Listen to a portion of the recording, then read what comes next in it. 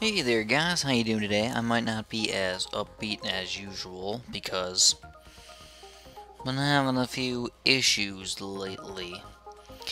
Normally what I do is if I ever get mad at something, I actually just tend to try and limit it as much as possible. If I do really get really angry at somebody or something, I try and not involve that with my life. But if it's something that I really enjoy doing, but every once in a while it makes me mad, for example, games.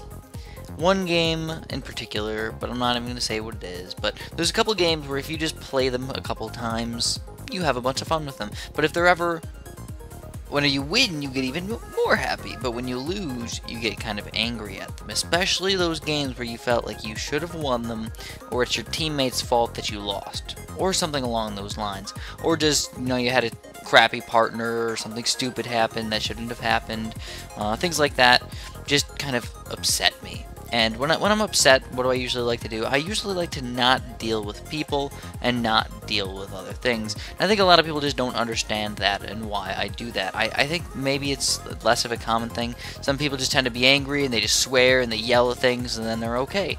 I don't do that. When I get angry, I usually stay angry for quite a while. It's kind of sad, but I do. I stay angry for, I don't know, at least a couple hours. I try and think happy. I try and be happy about something, but I just can't do it. Now, when I get angry, it's not the angry where I'm going to, punch somebody in the face. It's not the angry where I'm going to go and break my controller. That's not the angry that I get. It's the angry where I just don't want to talk to people, and if I do talk to people, I'm going to be mean to them. I'm mean to people.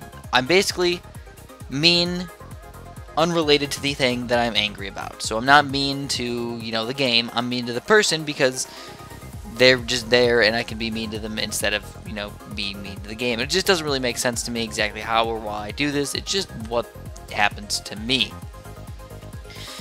So I don't even know really where I'm going with this. I just wanted to tell you guys that I think that I just like to be alone when I get angry at something. I just want to be by myself for a little while and just figure things out for myself. I don't want to deal with people, and when people are like, here, let me help you, I can help you, I can be, I can be a good helper.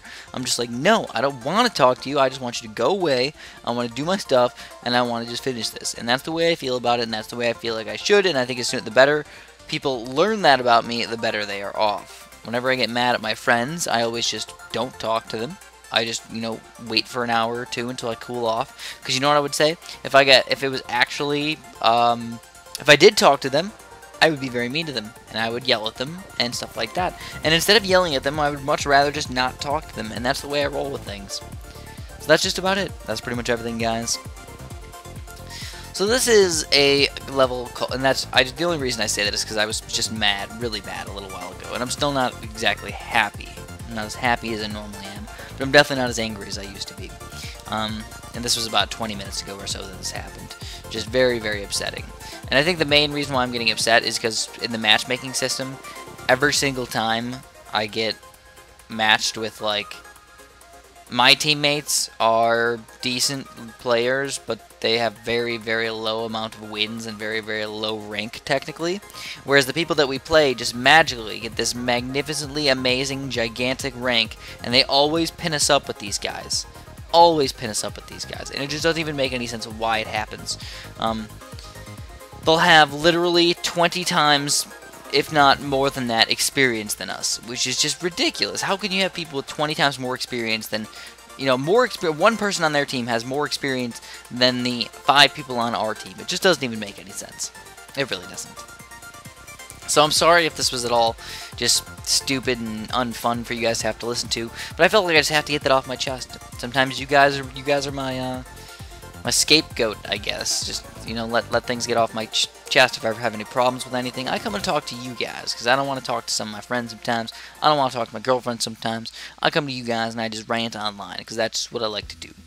So what about this level? This level is called Phase Portal.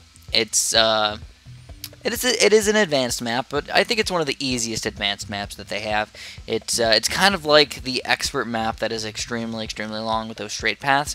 Only real difference is you got diagonal paths. That's really the only difference. I think it's pretty much the same thing. You know, you got maybe the longest path in the middle there, and then the other paths aren't quite as long, but it's still very, very similar, to say the least. So we actually did a lot of different things than what I normally do. I started off with a ninja, which I normally get an engineer or something along those lines. I got my ninja up to a reasonably high ninja. I got a spike factory as one of my first towers. I almost never do that. I almost never go with an early spike factory. I tend to get those a little bit later on. Oh, excuse me. Oh my goodness, a little bit tired today. And then after that, I actually got a... What did I get? I got actually a monkey village. I got a really quick monkey village. I almost never do that either. Normally I go with farms and stuff like that, but I actually decided to get a monkey village kind of early. And then I got a, believe it or not, a wizard, which is, again, something that I almost never, ever, ever do, but I felt like on this level it was actually going to be kind of effective because I need something for lead popping power. What's going to pop a lot of the leads? Well, cannons aren't really that great for this level. Ice towers aren't going to work, you know.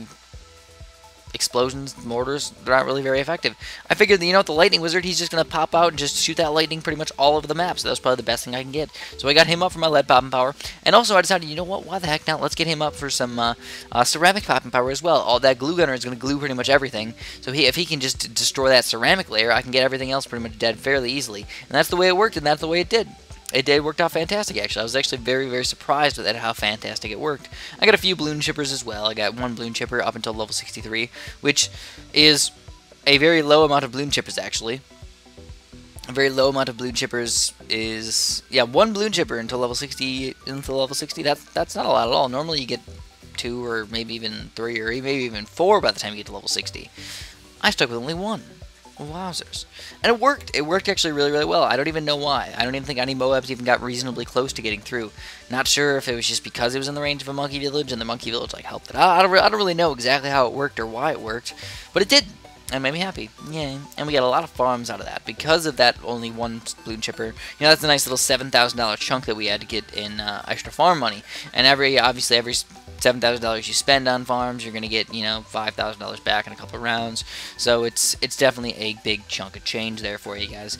I think about investments in real life. I was thinking about trying to invest into something, and I really don't know what to invest in, to be honest with you guys. I'm not a stock market guy. I'm not anything like that.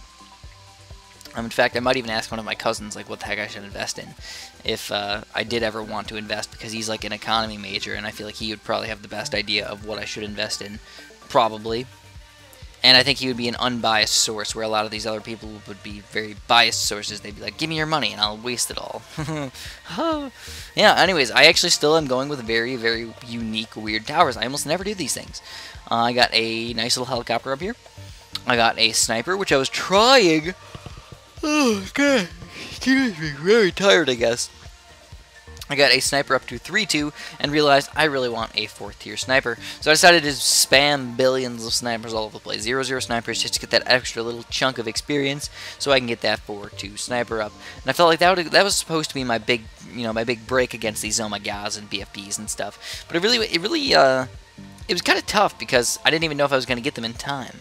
So if I didn't get them in time, I'd kind of waste a lot of those sniper money right there, all those 0-0 snipers, and hopefully I have to get something else up. Also, you know what I decided to do? I decided to get not just even a 2-3 monkey village, but a 2-4 monkey village surrounded by Moab maulers. And not even just Moab maulers, but Moab assassins! Yeah, those assassins are going to take those guys down. Each one of those guys have an ability that does, I think, 1,000 damage to VFBs or oh my gods, which I think it's like, maybe like 4 or 5 maulers can take down a oh my god, or at least a oh my god down to BFBs and stuff.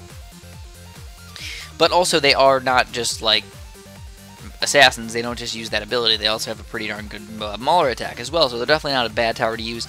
And, oh my gods, if you do it the right way, the balloon chippers will actually take an extremely, extremely long time to chip down a lot of those layers. And you can get a lot of your assassins back, actually, twice, so you can use them multiple times on one single level 85. You can use them multiple times, which is pretty darn sweet if you ask me.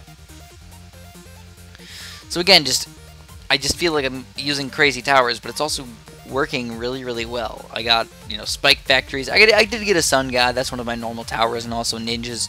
Ninjas are one of my normal towers to use. But other than that, I mean, I almost never use these guys. But I did indeed get the cripple Moab, which is my like crazy unique tower. Like, when the heck do I ever use cripple Moab? Only if I'm trying to get late game, when I'm trying to stop these oh my gods to allow my other towers to get extra popping power out of these things. Anyways, spamming assassins, gonna use my 2/4 monkey village ability and just completely rock these guys. They were just demolished as fast as possible. And that is gonna be all I'm gonna have for you guys today. So as always, thanks for watching and have a super duper delicious day.